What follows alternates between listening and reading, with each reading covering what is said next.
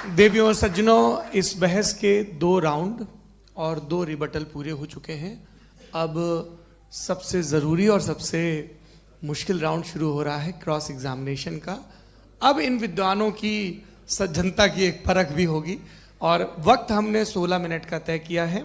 पहला सवाल आप पूछना चाहेंगे? जी बिल्कुल। पहले बोले भी आप आप माइक ले लीजिएगा हाथ में, ये नीचे से होना चाहिए। जी मैं बोलता हूँ, ये डायस हटा सकते हैं क्या हम थोड़ा क्विकली? डायस पीछे कर दीजिए बस थोड़ा सा, है ताकि ये जो दाएं बाएं लोग बैठे हैं इसे हटा ही दीजिए। अब हम वहाँ तो जाने वाले नहीं, आराम से आराम से। दोनों तरफ से हटा दीजिए।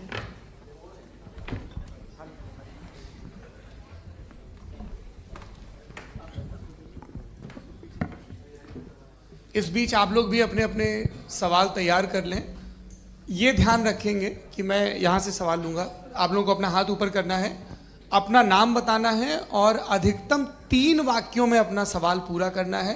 कई लोग सवाल की जगह भाषण देने लगते हैं, उससे आज बचना है। जी मुफ्ती साहब, पहला सवाल आपका, 16 मिनट हैं, हम दोनों लोगों के सवाल लेंगे। जी बहुत शुक्रिया। आपकी जो अभी बात हुई बहुत अहम थी, मैं इसको चाहूँगा कि आगे डिस्कस करूँ, लेकिन चूँकि अभी ये वो सेगमेंट है क्रॉस एग्जामिनेशन, तो सबसे पहला सवाल आपसे ये है कि जो मैं इतनी देर से कॉन्टिंजेंसी आर्ग्यूमेंट आपको बता रहा था, ये अकल से ही बता रहा था हजरत, आप ये बताएं कि आप इन्फिनिट रिग्रेस ऑफ कॉजेस को पॉसिबल मानते हैं या नेसेसरी बीइंग के एग्जिस्टेंस को सही समझते हैं? चूँकि 2 ही ऑप्शन हो सकता है, आप ये बताएं। देखिए, आपको मैं ईमानदारी से बात करूँ, एक तो मैं कॉन्टिजेंसी वर्ड ठीक से समझता नहीं, और इस वक्त भी जो आपने अंग्रेज़ी के अल्फाज इस्तेमाल किए वो ज़रा थोड़े से मुझे डिफ़िकल्ट और कॉम्प्लिकेटेड लगे, तो आप ज़रा सिंपल ज़बान में सवाल कर सकते हैं? बिल्कुल कर सकता हूँ जी। यूनिवर्स की हर चीज़ कॉन्टिंजेंट होने का मतलब ये है कि वो अपने एग्जिस्टेंस में किसी के ऊपर डिपेंडेड है। जो भी चीज़ डिपेंडेड होगी वो चीज़ इंडिपेंडेंट नहीं हो सकती, तो उसका कोई ना कोई कॉज होगा। तो अब आप क्या समझते हैं कि ये इन्फिनिट रिग्रेस है, यानी कॉज पर कॉज, कॉज पर कॉज, कॉज पर कॉज, और कभी कोई यानी ये एंडलेसली चलता रहा? क्योंकि अगर ऐसा होगा तो हम तो एग्जिस्टेंस में आते ही नहीं। लॉजिकली ये मुत्तफक अलैह चीज़ है, मुत्तफक अलैह, अग्रीड अपॉन। ओके, इस पे हमने एग्री किया था कि मुश्किल शब्द आएगा तो अर्थ बताना पड़ेगा। तो इन्फिनिट रिग्रेस तो पॉसिबल नहीं है, तो कहीं ना कहीं आपको रुकना पड़ेगा ऐसे नेसेसरी बीइंग पर। नहीं, कोई ज़रूरत नहीं रुकने की। किसने कहा आप रुकना पड़ेगा? आप रुकते हैं खुदा पे, आप नहीं रुकते। आप कहते हैं वो हमेशा से, जब उस वक्त से है जब वक्त नहीं था। आप कहाँ रुकते हैं कि अब हुआ था वो? आप नहीं कहते। हम क्यों नहीं मान सकते कि यूनिवर्स जो है और बल्कि मल्टीवर्सेस जो है वो हमेशा से हैं, वो बनती है, बिगड़ती है। एक हमारे यहाँ एक चीज़ है ब्लैक होल, वो समेट लेता है वापस, फिर ब्लास्ट होता है, फिर फैल जाता है। और इसमें हमारी तो खैर कोई औकात ही नहीं है इंसान की। एक छोटे से ज़र्रे पे हम 50-60 साल की उम्र रखते हैं, जो करोड़ों अरबों साल की कायनात है उसमें, और पैदा भी नहायत ही बेहुदा वजह से हुए थे। तो इसमें ये सोचना कि इसकी वजूहात और ये क्यों है, ये डिपेंडेंट है, ये हम देख रहे हैं। क्या मालूम, आप सोचिए कि ये जो फैल रही है कायनात, ये कहाँ फैल रही है, ये कहाँ जा रही है, और ये फैल क्यों रही है? अरे बना ली थी तुमने, रुको भैया, हाँ काफ़ी है। ये फैल क्यों रही है? ये और कौन सी कायनात जिसे मैं दूरबीन से देखता हूँ तो 2 बिलियन लाइट ईयर पे है, उससे मेरा कोई वास्ता ही नहीं है। 2 बिलियन ईयर यानी अगर मैं 80,000 माइल्स पर सेकेंड से चलूँ तो 20 करोड़ साल में वहाँ पहुँच जाऊँगा। इसकी ज़रूरत क्या थी?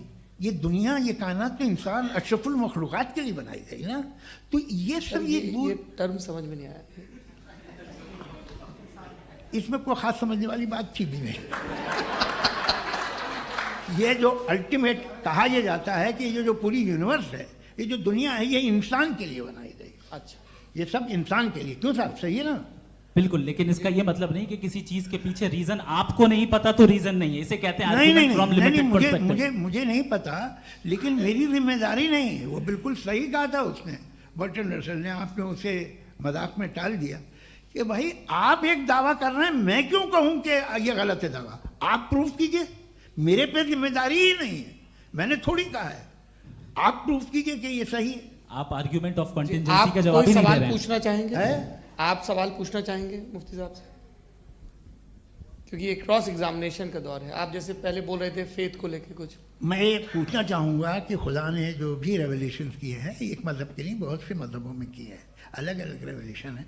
कहीं कुछ एक बातें हैं, कॉन्ट्रडिक्शन भी है आपस में, कहीं कुछ आप कर सकते हैं, कहीं कुछ नहीं कर सकते। ऐसा नहीं है कि सबकी कोड ऑफ मॉरल एक है। तो ये किस्सा क्या है? अब आप ये देखिए कि मुझे कभी कभी लगता है कि जो फुटबॉल फाइनल होता है, लाखों लोग होते हैं, फिर वो टीवी कवर कर करोड़ों लोग, अगर उसमें खुदा की एक बूमिंग आवाज़ आ जाती, मैं गॉड हूँ, तो सारे लोग अभी सुन लेते और टीवी पे भी सुन लेते, किस्सा खत्म होता। ये इतनी राजदारी क्या है कि तुम सामने कुछ तो सबूत दे दो हमें सॉलिड। ये कह साहब ये यूनिवर्स कैसे बनी, इससे मसला क्या हल होगा? मैं पूछूंगा आपसे खुदा कैसे बना? क्यों नहीं पूछूंगा कैसे बना? बल्कि वो तो कायनात से कहीं ज़्यादा इंटेलिजेंट है, कायनात से कहीं ज़्यादा कॉम्प्लेक्स। जी वो हमेशा से है, आप कहेंगे मैं मान लूँगा। अच्छा दोयम वो कादिर मुतलक, यानी कादिर मुतलक का मतलब ओमनीपोटेंट, वो जो चाहे कर सकता है। आपको नौकरी दिलवा सकता है, आपकी अच्छी जगह शादी करवा सकता है, आपके पड़ोसी का मुकदमा हरवा सकता है, आपको जिता सकता है, सब काम करता है। थोड़ा सा माइक क्लोज जी। वो इस दुनिया को चला कैसे रहा है? ये दुनिया कैसे चल रही है? आपको इस पर हैरत नहीं होती? या क़यामत के बाद कभी एक जस्टिस होगा, जब ये बच्चा मर चुका होगा जिसकी धज्जियाँ उड़ गई बम से, इसको इंसाफ मिलेगा तब? अच्छा अब जवाब दूं? हाँ दीजिए। मैं वही इसीलिए आप ही तरफ। सबसे पहले आपने रेवलेशन और स्क्रिप्चर्स की बात की, इस पे मैं बात कर सकता हूं लेकिन आज नहीं करूंगा चूंकि वक्त कम है, कभी और इस पे डिस्कस करेंगे। मैं तैयार हूं उस पे भी बात करने के लिए। ये क्योंकि अभी हमारा से topic- राउंड 2 की भूमिका तय हो रही है। Does God exist round 2? जी चूंकि आज गॉड के एग्जिस्टेंस पे बात है तो मैं उसी के रिलेटेड जो है आपके सवालात को एंटरटेन भी करूंगा और मैं भी पूछूंगा। आपने कहा कि आपने साबित ही नहीं किया, जबकि आर्ग्यूमेंट ऑफ कॉन्टिंजेंसी बुनियादी आर्ग्यूमेंट है। आप मुझे कॉन्टिजेंसी का मतलब बताइए, आपका मतलब क्या कॉन्टिजेंसी? कॉन्टिंजेंसी का मतलब यह हुआ कि हर वो वजूद जो किसी भी चीज का पाबंद है, हर वो वजूद या हर वो चीज जो अपने एग्जिस्टेंस में किसी भी चीज के पाबंद है और उससे बाउंड है, उसको उसकी जरूरत है, उस पर डिपेंड करती है, तो जाहिर सी बात है कि उसका कोई ना कोई कॉज होता है। ये तो अक्ल की बात है। ये आप रीजनिंग की बात करते हैं, मैं वही कर रहा हूं। दूसरी चीज आपने ये बात कही कि इतने बिलियन लाइट ईयर्स दूर है, उसका मेरा क्या लेना देना। फिर मेरे ख्याल से आपको ये नहीं कहना चाहिए I think therefore I am an atheist. आपको सोचना चाहिए, सिर्फ आप एक लिमिटेड दायरे में रहकर नहीं सोचें बल्कि बाहर निकलकर सोचें। आपने तीसरा सवाल किया, आपने 2-3 सवाल एक साथ ऐसी बातें ना कीजिए, कुछ लोगों को इतराज हो जाएगा आप पे कि आप कुछ भी सोचिए। ये इजाज़त आपको है नहीं, मुझे है।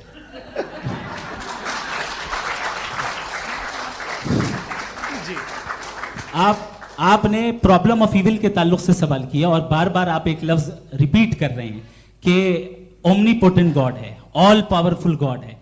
यही तो दरअसल समझना है कि गॉड का कॉन्सेप्ट क्या है। प्रॉब्लम ऑफ इविल जो है, प्रॉब्लम ऑफ इविल दर हकीकत 2 असम्पशंस पर कायम है। अगर आप इन 2 असम्पशंस को समझ जाएं तो ये प्रॉब्लम नहीं रहेगी, आर्ग्यूमेंट आपको समझ में आ जाएगी कि ये कोलैप्स कर जाता है। पॉइंट नंबर 1 यानी जो आपका सबसे पहला